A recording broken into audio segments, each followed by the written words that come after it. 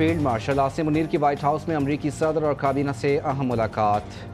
Field marshal white house پہنچ گئے، ملاقات اب سے کچھ دیر بعد ہوگی۔ ٹرمپ فیلڈ مارشل کے اعزاز میں ظہرانہ دیں گے۔ یہ دورہ پاک امریکہ تعلقات اور عالمی سطح پر پاکستان کی عسکری قیادت کی پہچان کی عکاسی کا مظہر ہے۔ ملاقات پاکستان کی عسکری قیادت پر بڑھتے ہوئے اعتماد اور اہمیت کی نشاندہی کرتی ہے۔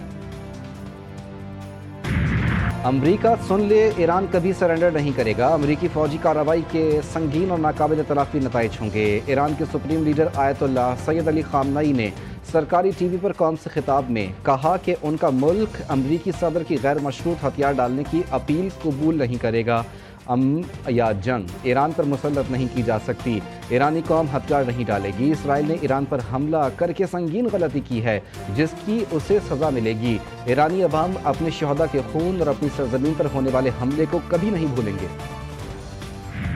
ایران کا دفاع ناکام ہو گیا، آج بھی پیغام ہے غیر مشروط سرنڈر کر دے۔ واشنگٹن میں میڈیا سے گفتگو کرتے ہوئے امریکی صدر ڈونلڈ ٹرمپ نے کہا کہ آج ایران بات کرنا چاہ رہا ہے، اس نے 2 ہفتے پہلے کیوں بات نہیں کی؟ ایران سے متعلقہ بہت دیر ہو چکی، اسے مشکلات کا سامنا کرنا پڑے گا۔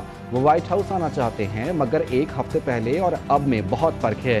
ایران کو کئی بار جوہری معاہدے کا کہا، وہ ابھی مشکل میں ہے اور آگے اسے مزید مشکل ہوگی۔ مجھے نہیں پتا یہ معاملات کتنی دیر چلیں گے۔ آئندہ ہفتے اہم ہیں، ہو سکتا ہے اس سے پہلے بڑی کارروائی ہو۔ کسی ایرانی عہدیدار نے کبھی وائٹ ہاؤس میں جانے کا نہیں کہا۔ ایران کی ٹرمپ کے دعوے کی تردید۔ اقوام متحدہ میں ایران کے مشن نے ایکس پر لکھا کہ کسی ایرانی عہدیدار نے کبھی وائٹ ہاؤس میں جانے کا نہیں کہا۔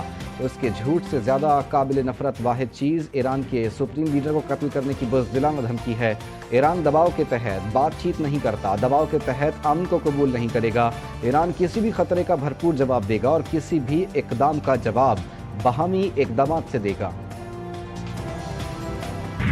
فیلڈ مارشل اور ٹرمپ کی ملاقات پاک امریکہ تعلقات میں مثبت پیش رفت قرار۔ Chairman Pakistan People's Party Bilawal Bhutto Zardari نے کہا ملاقات پاکستان اور امریکہ کے تعلقات میں مثبت پیش رفت ہے۔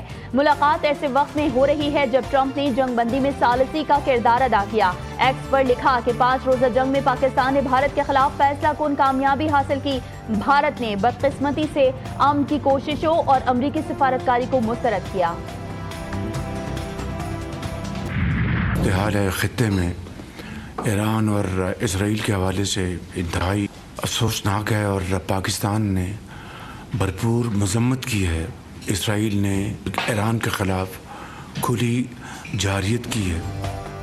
پاکستان کی ایران پر اسرائیل کی کھلی جارحیت کی بھرپور مذمت۔ اسرائیلی اقدامات عالمی اور خطے کے امن کے لیے خطرہ قرار۔ وزیر اعظم شہباز شریف کی کابینہ اجلاس میں گفتگو، کہا عالمی برادری ایران اسرائیل فوری جنگ بندی کے لیے کردار ادا کرے۔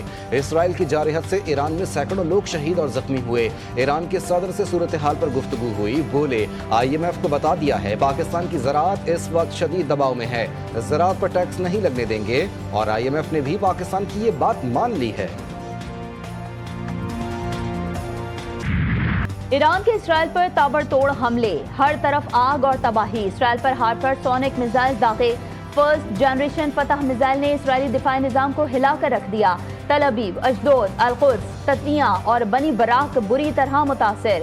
شہری بنکرز میں گھس گئے اسرائیلی ملٹری انٹیلیجنس سامان کی تنصیبات۔ ایک بڑا گودام اور میروین کا حساس فضائی نگرانی کا اڈا بھی نشانہ بنا۔ ترجمان ایرانی وزارت خارجہ نے واضح کر دیا کہ ایران اپنا پرامن جوہری پروگرام جاری رکھے گا۔ اسرائیل کی ایران پر بمباری، تہران میں کئی دھماکے، حملوں میں شہادتوں کی تعداد 270 ہو گئی۔ اسرائیلی ڈرونز، پروجیکٹائلز ایرانی دفاعی نظام کے سامنے ڈھیر۔ اسرائیل کی جانب سے داغے گئے 22 ڈرونز کو مار گرایا گیا۔ ایرانی میڈیا کے مطابق اسرائیل نے تازہ حملوں میں تہران سے مغربی علاقوں کو ملانے والی شاہراہ کو نشانہ بنایا۔ اماراتی صدر شیخ محمد بن زائد ال نہیان کا ایرانی صدر مسعود پزشکیان سے ٹیلی فونک رابطہ۔ ایران کے ساتھ یکجہتی کا اظہار، خطے میں امن اور استحکام کی بحالی کے لیے اقدامات جاری رکھنے کی یقین دہانی۔ اماراتی صدر نے کہا موجودہ صورتحال میں ایران اور اس کے عوام کے ساتھ ہیں۔ UAE کا سلامتی کونسل سے تنازع فوری حل کروانے پر زور۔ امیر قطر شیخ تمیم بن حماد ال ثانی کو ایرانی صدر کا خط موصول۔ روسی صدر پیوٹن کا اماراتی ہم منصب سے رابطہ۔ ایران اسرائیل کشیدگی پر تشویش کا اظہار، پیوٹن کا جنگ کے فوری خاتمے پر زور۔ فرانسیسی صدر نے کہا سفارتکاری ہی واحد اور پائیدار راستہ ہے۔ روس نے بھی امریکہ کو جنگ میں مداخلت سے خبردار کر دیا۔ روس کے نائب وزیر خارجہ کی ایران کے خلاف جارحیت میں براہ راست فوجی امداد سے باز رہنے کی تنبیہ۔ سرگئی ریابوکوف نے خبردار کیا کہ اسرائیل کو امریکہ کی براہ راست فوجی مدد مشرق وسطی کی صورتحال کو شدید طور پر عدم استحکام کا شکار بنا سکتی ہے۔ نیتن یاہو نے ہٹلر کو بھی پیچھے چھوڑ دیا۔ ترک صدر رجب طیب اردوان کا سخت رد عمل، کہا ایران کا اسرائیل کی ریاستی دہشت گردی کے خلاف اپنا دفاع کرتے ہوئے ہر حربہ آزمانا انتہائی جائز اور درست ہے۔ اسرائیل کی جانب سے انسانیت کے خلاف سنگین جرم جاری ہے۔ مشرقی وسطی کے تمام ممالک ایٹمی عدم پھیلاؤ کے معاہدے پر دستخط کے حامی ہیں۔ ایران اسرائیل جنگ سے نہ صرف خطے بلکہ عالمی امن کو بھی سخت خطرہ ہے۔ وزیر خارجہ اسحاق ڈار نے 21 مسلم ممالک کا مشترکہ بیان پڑھ کر سنا دیا۔ مسلم ممالک کے وزرائے خارجہ نے ایران پر اسرائیلی جارحیت کی سخت مذمت کی۔ فوری طور پر جنگ بندی کا مطالبہ بھی کیا گیا۔ شہری رحمان بولی، اسرائیل نے وہی جنگ مسلط کی جو بھارت نے پاکستان پر مسلط کرنے کی کوشش کی تھی۔